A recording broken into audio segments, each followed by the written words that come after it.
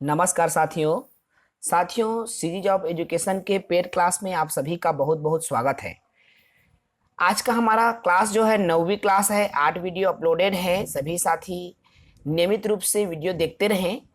साथियों, आज के सेशन की हम शुरुआत करते हैं। आज की इस वीडियो में, आज की इस क्लास में हम समस्या समाधाक के रूप में एक बच्चा तथा वैज्ञानिक अनुदेशक या वैज्ञानिक अन्वेषक के रूप में, वैज्ञानिक खोजकर्ता के रूप में बच्चे क्या होते हैं, कैसे काम करते हैं, क्या करते हैं, इस पर हम बात करेंगे। साथ ही साथ आज की सेशन में चर्चा होगी अधिगम पर। तो आइए सीधे वीडियो की शुरुआत करते हैं, आज की कक्षा की शुरुआत करते हैं। बच्चा एक समस्या समाधाक तथा वैज्ञानिक अन्वेषक के रूप में है। तो चूंकि जब बात आती है समस्या समाधाक समाधान की रूप, तो समस्या समाधान का अर्थ क्या होता है? देखो भाई, समस्या समाधान का अर्थ मतलब हम अपनी बोलचाल में क्या लेते हैं इसको, कोई भी समस्या है जिसका हम समाधान कर रहे हैं, यही तो समस्या समाधान है ना। तो कठिनाइयों पर विजय प्राप्त करने, अर्थात कठिनाइयों पर विजय प्राप्त करके लक्ष्य को प्राप्त करना या हासिल करना समस्या समाधान है। अर्थात मान लीजिए कोई समस्या हम बच्चों के सामने रख रहे हैं, यदि बच्चा उस समस्या का समाधान कर लिया, अर्थात वो अपने लक्ष्य को प्राप्त कर लिया, उस कठिनाइयों को सुलझा लिया, तो हम कहते हैं कि बच्चा समस्या का समाधान कर लिया। ठीक है। बच्चे विद्यालय में अपने समक्ष अनेक समस्याओं का सामना करते हैं। देखो, बच्चों के सामने कई तरह की समस्याएं आती है विद्यालयों में पठन पाठन के दौरान। कक्षा से संबंधित आती है, पाठ्यक्रम से संबंधित आती है। अब कक्षा से संबंधित कैसे आएगी? कोई बच्चा क्या होता है, देखो, कोई बच्चा चाहता है कि मैं हमेशा पहली लाइन में बैठूं, आगे में बैठूं। अब बच्चा आगे में नहीं बैठ पाता, थोड़ा लेट से आ गया, तो ये कक्षा से संबंधित उनकी समस्या है। बच्चा उनका समाधान अपने तरीके से करेगा, मार पीट के भगा देगा या पीछे में जाके बैठेगा, तो बच्चे के ऊपर डिपेंड करता है ना भाई। दूसरा है पाठ्यक्रम से संबंधित। अब बच्चे को हमने कोई भी प्रकरण पढ़ाया, कोई बच्चे को हमने उद्देश्य सिखाया कि आज हमने जोड़ना सिखाया, मान लो, है ना। तो अब बच्चे को वो समस्या हमने बताया, मतलब प्रकरण हमने दिया, बच्चे समझे, और कितना बच्चे को समझ में आया, क्या उसका समाधान हो पाया, अर्थात वो पूरी तरीके से सीख पाया या नहीं सीख पाया। तो ये दोनों चीजें इसमें शामिल रहती है, अर्थात कक्षा से संबंधित और पाठ्यक्रम से संबंधित, तो दोनों चीजें इसमें शामिल होती है। ठीक है। अब हम आगे बढ़ते हैं इसमें समस्या समाधान की वैज्ञानिक विधि। तो समस्या समाधान की वैज्ञानिक विधि क्या है? तो स्किनर ने वैज्ञानिक विधि में समस्या समाधान को 6 चरणों में बांटा है। देखो, ये जो समस्या समाधान है उसको स्किनर ने 6 चरण में बांटा है। और ये जो 6 चरण है साथियों, वो क्या क्या 6 चरण है? पहला है समस्या को समझना, दूसरा है जानकारी का संग्रह, तीसरा है संभावित समस्याओं का समाधान, चौथा है संभावित समाधानों का मूल्यांकन, पांचवा है परीक्षण, और छठवां है निष्कर्ष निकालना। तो एक एक करके मैं अगर इस पर बात करूं तो समस्याओं को समझना, भाई कोई भी समस्या समाधान की जब वैज्ञानिक विधि की बात करती है, समस्या समाधान के वैज्ञानिक तरीके के जब हम तरीकों पर हम बात करें, तो सबसे पहले यदि बच्चों के सामने कोई समस्या, या हमारे सामने हम ले लें, ठीक है, हमारे सामने यदि कोई समस्या आती है तो हमको उस समस्या को पहले समझना होगा कि कौन से क्षेत्र से जुड़ा हुआ है। उस समस्या को हमको पहले समझना पड़ेगा। ठीक है। अब जब हम समस्या को समझ जाते हैं, तब हम उनसे जुड़ी जानकारियां एकत्र करते हैं।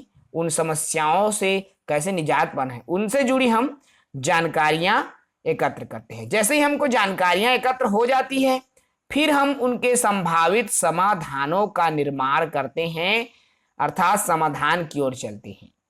जैसे ही हमने उसका समाधान किया, फिर हम उसका मूल्यांकन करते हैं कि हमने उनको समाधान करने में कितनी समस्याओं का सामना करा या कितने हद तक हम उसको समाधान कर पाए, क्या हमने पूरी तरीके से समाधान कर पाए, इस तरह हम मूल्यांकन करेंगे। फिर उनके समाधान का हम परीक्षण करके एक निष्कर्ष तक हम पहुंचते हैं। तो इस तरह से कोई भी समस्या का समाधान जो है इन 6 चरणों के माध्यम से हम वैज्ञानिक विधि से किसी भी समस्या का समाधान करते हैं। ठीक है, अब हम बात करें साथियों इसमें कि बालक जो है एक वैज्ञानिक अन्वेषक के रूप में कैसे कार्य करता है। कोई भी बालक है वो वैज्ञानिक खोजकर्ता, अन्वेषक मतलब खोजकर्ता होता है। ठीक है, एक खोजकर्ता के रूप में कैसे काम करेगा कोई बच्चा, तो बालक किसी भी समस्या को वैज्ञानिक तरीके से प्रयोग करने की कोशिश करता है। ये बालक की ना स्वतः गुण होता है। बालक जो है नन्हे वैज्ञानिक होता है साथियों।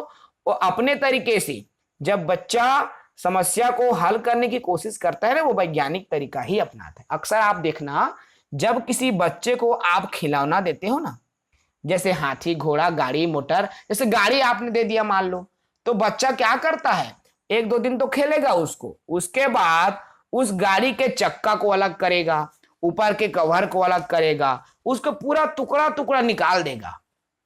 बच्चा उस गाड़ी को पूरे टुकड़ों में निकाल देगा और टुकड़ा करने के बाद फिर से उसको क्या करता है भाई, वो जोड़ने की कोशिश करता है। अर्थात वो जो है वैज्ञानिक तरीके से वो प्रयोग करने की कोशिश करता है एक अन्वेषक के रूप में। तो एक अन्वेषक के रूप में बालक समस्याओं की खोज किन तरीकों से किया या किन तरीकों से करता है, तो सबसे पहले वो निरीक्षण करेगा, फिर वो तुलना करता है और तुलना करके प्रयोग करता है और प्रयोग के बाद वह प्रदर्शन करके प्रमाणीकृत करता है। इस तरीके से इन 5 चरणों से होकर एक बच्चा समस्या समाधान जब करता है वैज्ञानिक तरीके से, तो इन्हीं बिंदुओं से होकर वो गुजरने लगता है। ठीक है,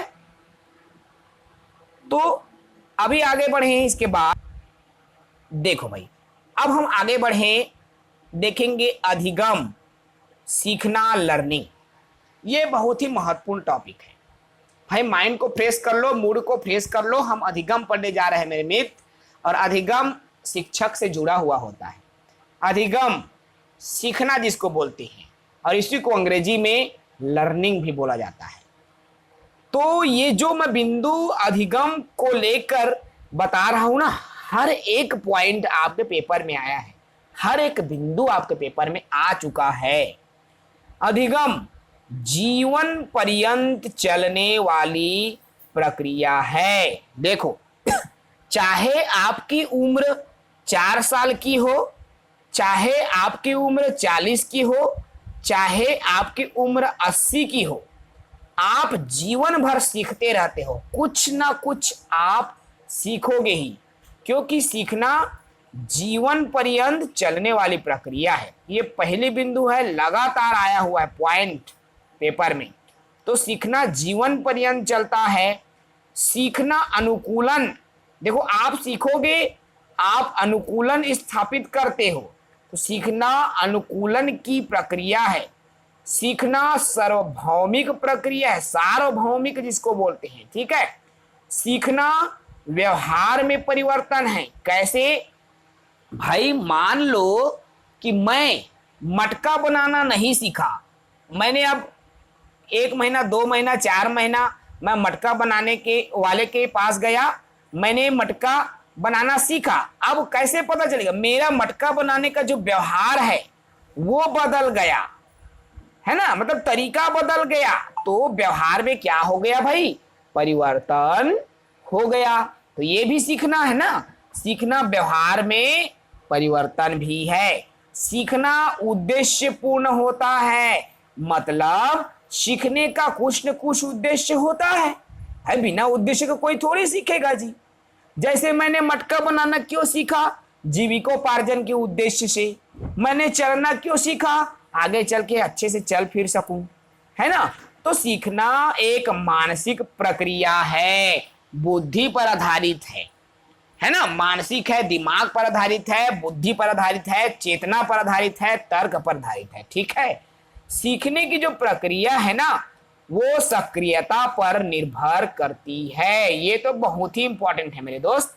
जब तक आप सक्रिय नहीं हो तब तक आप सीख नहीं सकते। तो सक्रियता पर ही निर्भर है सीखना। आप जितना ज्यादा सक्रिय रहोगे ना किसी चीज को सीखने के लिए, उतनी ही आप बेहतर सीख पाओगे। आप मान लो सीखना तो चाहते हो, न तो आपकी सक्रियता है न ही आपका उस पर ध्यान है, तो क्या आपका सीखना होगा? नो, आपका सीखना नहीं होगा। ठीक है, तो सीखने के लिए ये जो बिंदु हमने बताया अति महत्वपूर्ण।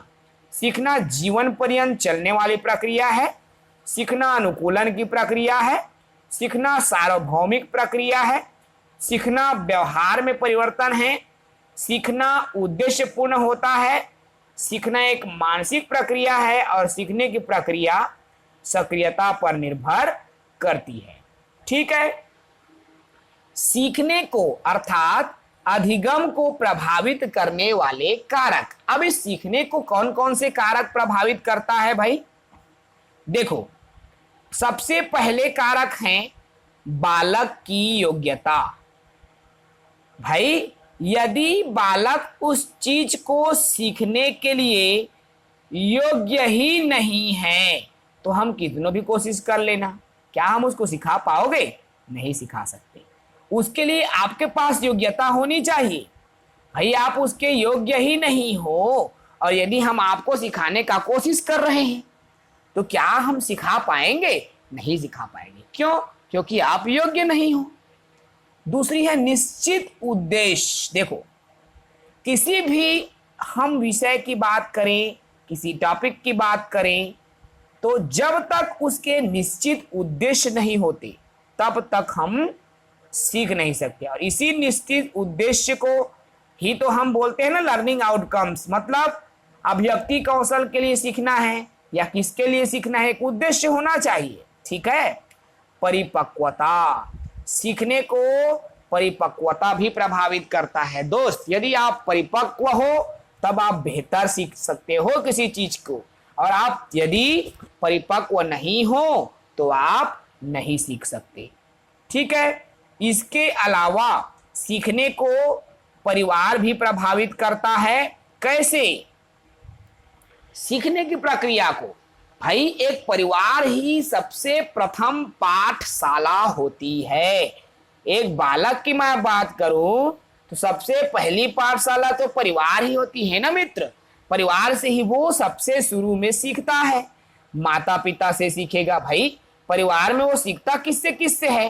तो माता पिता से सीखेगा, ठीक है, दादा दादी से सीखेगा, और किससे? चाचा चाची से सीखता है।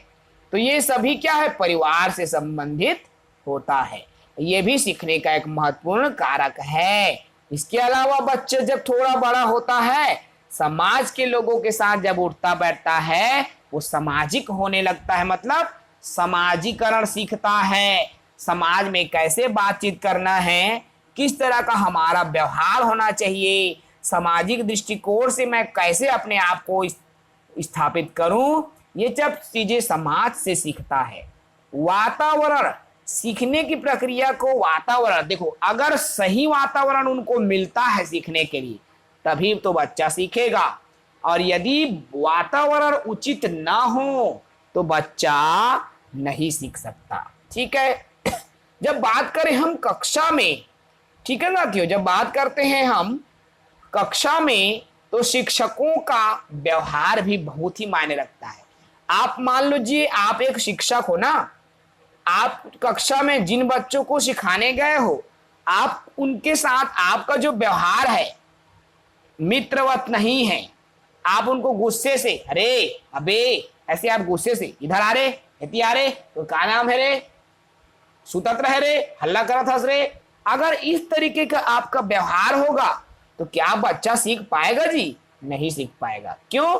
आपका तो व्यवहार ही पशु तुल्य हो गया है। तो शिक्षक का व्यवहार भी सीखने की प्रक्रिया को प्रभावित करता है।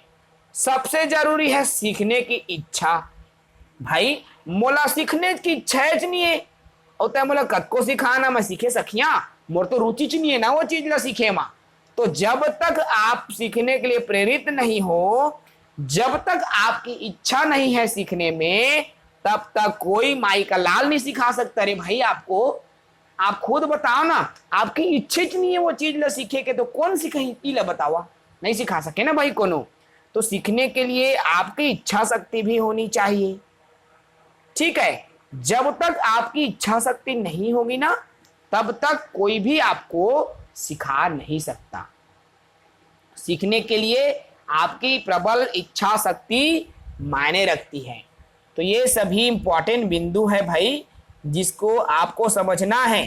थॉर्नडाइक के बारे में हम कल के सेशन में करेंगे, ये लंबा क्लास चलेंगी, ठीक है। तो ईएल थॉर्नडाइक को हम अगला वीडियो में देखेंगे साथियों।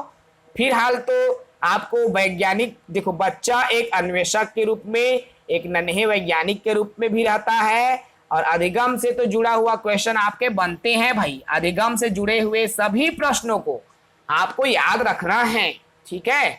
अधिगम को आपको अच्छे से समझना होगा, और अधिगम से जुड़े हुए जितने भी सिद्धांत देने वाले हैं ना, उनके बारे में हम पूरा वीडियो, तो वैसे हमारा काफी बड़ा है बाल विकास का सेशन, कम से कम आपकी 20 से 25 वीडियो, 30 वीडियो तक हम लाएंगे भाई आपके लिए, ठीक है। आपको चिंता की जरूरत नहीं है, 25-30 वीडियो आपको मिलेंगी, और उन 25-30 वीडियो में आपकी कंप्लीट क्लासेस रहेंगी। अभी तो वीडियो की शुरुआत है मेरे दोस्त, 8 वीडियो ही अपलोड हुआ है, आपको अभी लंबा वीडियो पढ़ना है, काफी सारा वीडियो आपको मिलेगा, ठीक है। तो ये सेशन को मैं इसलिए समाप्त कर रहा हूं क्योंकि इसमें इतना ही टॉपिक है, और जब थॉर्नडाइक को मैं करूंगा, थॉर्नडाइक में बीच में रोकना मजा नहीं लगता है ना। 30 मिनट हो गया, 35 मिनट हो गया करके यदि मैं रोक दूं तो आपको भी बुरा लगेगा। इसलिए मेरा उद्देश्य रहता है मैं जिस टॉपिक को शुरू कर रहा हूं उसको कवर करूं एक वीडियो में। इसलिए मैं इतना ही छोटा ही वीडियो रखा हूं, क्योंकि टॉपिक जब आएगी ना तो उस वीडियो को हम पूरा कवर करेंगे, पूरा कंप्लीट करेंगे, और फिर एक बड़ा वीडियो बनेगा, ठीक है। तो चलिए इसमें इतना ही बात करते हैं। जय हिंद, वंदे मातरम।